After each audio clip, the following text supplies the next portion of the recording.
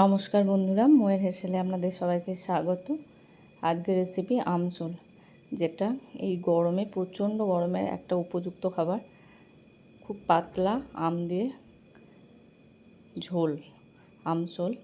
তো প্রথমে মাছ ধুয়ে নিয়েছি। এবার লবণ হলুদ মেখে মাছগুলোকে কড়াইয়ে সর্ষের তেল দিয়ে, তেল গরম হলে মাছগুলোকে ভেজে নেব এপিট ওপিট করে।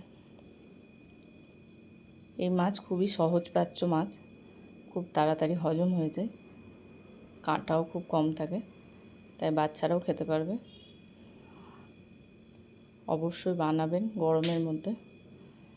গরমে খুব একটা রিচ খাবার ভালো লাগে না বা আমাদের হজমও হয় না, তো এরকমভাবে পাতলা পাতলা ঝোল ভালোই লাগে। এবার বাদ বাকি যে মাছগুলো ছিল ওগুলো ভেজে নেব। সব মাছ তুলে নিয়েছি। এবার কড়াইয়ে সর্ষে তেল দিয়ে ওই তেলটাকে রেখে দিয়েছি, বা ওই তেলেও রান্না করা যায়। খুব অল্প তেল, খুবই অল্প তেল মশলায় রান্না হবে এটা। তেলের মধ্যে 5 ফোড়ন, সর্ষের ফোড়ন দিয়েছি। এবার আগে থেকে আমের টুকরো করা ছিল, আমগুলো খোসা ছাড়িয়ে এরকমভাবে টুকরো করে নিয়েছি 4 পিস।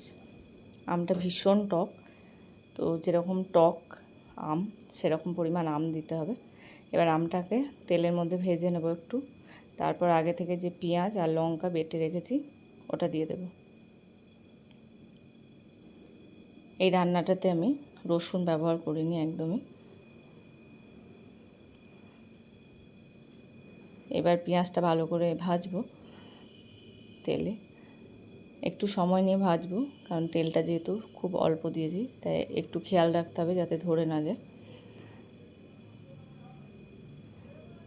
আমগুলো তেলের মধ্যে দেওয়াতে একদম নরম হয়ে গেছে, গলে যাচ্ছে, কিন্তু একদম পেস্ট করে দিলে হবে না, তাতে এতটাই টক হয়ে যাবে যে সেটা আবার খাওয়া যাবে না। এবার পেঁয়াজটা ভাজা ভাজা হয়ে গেলে আদা বাটা দেব। আদা বাটাটা দিয়ে একটু কষে নেব। আদা বাটা দিয়ে একটু কষে নিয়েছি।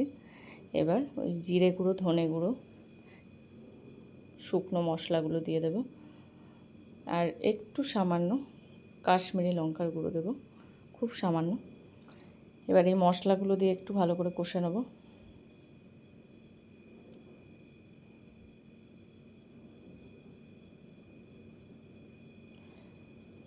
মশলাগুলো কষা হয়ে গেলে এবার আগে থেকে জল গরম করে রেখেছি, জল দেব। তেল যেহেতু খুব বেশি দিইনি, তাই তলা যদি ধরে যাওয়ার মতো হয় তাহলে একটু গরম জল যেটা করে রেখেছি সেটা দিয়ে একটু নিয়ে কষে নেওয়া যাবে। তাতে টেস্টের কোনো রকম হেরফের হবে না, খুব ভালোই হবে। তেল মশলা খাওয়া এই গরমে আমাদের পক্ষে খুবই খারাপ, হজমের খুবই সমস্যা করে। এবার পরিমাণ মতো লবণ দিয়ে দেব। লবণটা একটু মশলার সাথে মেখে নিয়ে যে গরম জলটা করে রেখেছি জলটা দেব পরিমাণ মতো। যেরকম ঝোল খেতে চান বা যেরকম প্রয়োজন আপনার বাড়িতে সেরকম জলটা দেবেন। এটা একদম পাতলা হবে, গ্রেভি হবে না একদমই রান্নাটা, তো সেরকম বুঝে জলটা দেবেন।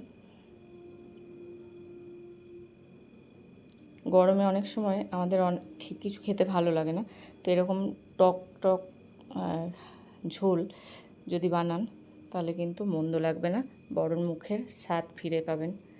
এবার চিনি দিয়ে দিয়েছি, আমটা যেহেতু টক তাই চিনিটা একটু বেশি দিয়েছি, ওটা একটু খেয়ে দেখে নেবেন। এবার ঝোল ফুটে উঠলে ভাজা মাছগুলো দিয়ে দেবো। এবার ভাজা মাছগুলো দিয়ে আমি 5 মিনিট মতো ফুটতে দেবো এই ঝোলের সাথে, তাহলেই রান্না একদম তৈরি হয়ে যাবে গরম ভাতে খাওয়ার জন্য আমঝোল। সুস্বাদু এবং স্বাস্থ্যকর আমঝোল। অবশ্যই বানাবেন, কিন্তু বানিয়ে বলবেন কেমন লাগলো। আর শোল মাছের আপনারা আর কি কি রান্না করেন সেটাও অবশ্য আমাকে বলবেন। আমি চেষ্টা করব আমার চ্যানেলে সেই সব রান্নাগুলো করতে এবং টেস্ট করতে।